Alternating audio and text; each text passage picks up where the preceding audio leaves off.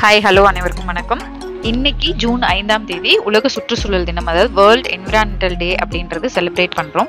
So அது எதுக்காக அப்படின்றது பார்த்தீங்கன்னா, இப்போ நம்ம எர்த்தில் அதிகப்படியான பொல்யூஷன்ஸ் அப்படின்றது இருக்கு. ஸோ அந்த பொல்யூஷன்ஸ்ல இருந்து எப்படி நம்ம என்விரான்மெண்ட்டை சேவ் பண்ணலாம். இந்த எர்த் அப்படின்றது நம்ம மனிதர்களுக்கு மட்டும் இல்ல, விலங்குகள், தாவரங்கள், அந்த மாதிரி இருக்கிற எல்லா உயிரினங்களுக்கும் சொந்தமானதான். ஸோ அதை எப்படி நம்ம ப்ரொடெக்ட் பண்ணலாம் அப்படின்றதுக்கு ஒரு அவேர்னஸ் கிரியேட் பண்ற டே தான் இந்த டே.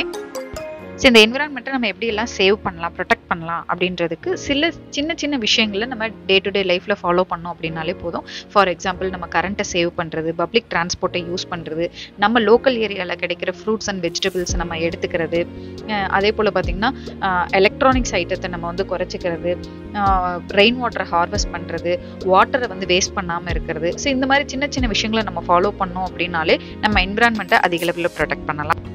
இதெல்லாம் நம்ம செய்யாததுனால இப்போ நம்ம இந்த காலகட்டத்தில் அதிக அளவில் ப்ராப்ளங்களை நம்ம ஃபேஸ் பண்ணிட்டு வரோம். ஃபார் எக்ஸாம்பிள், இப்போ இந்த சம்மர் அப்படிங்கும்போது வெயிலோட தன்மை தாக்கம் அப்படின்றது அதிகமாக இருக்குது.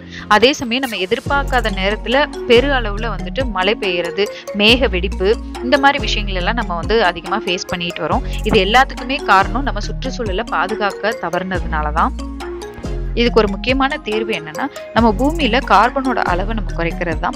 நம்மளோட எல்லா விதமான ஆக்டிவிட்டீஸ்னாலும் கார்பனோட அளவு நாளுக்கு நாள் அதிகமாயிட்டே போகுது.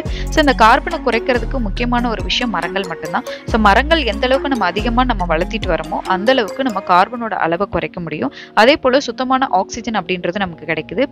4 பேர் இருக்கிற ஒரு குடும்பத்துக்கு தேவையான 260 பவுண்ட் ஆக்சிஜனை ஒரு நல்ல வளர்ந்த மரத்தால கொடுக்க முடியும்.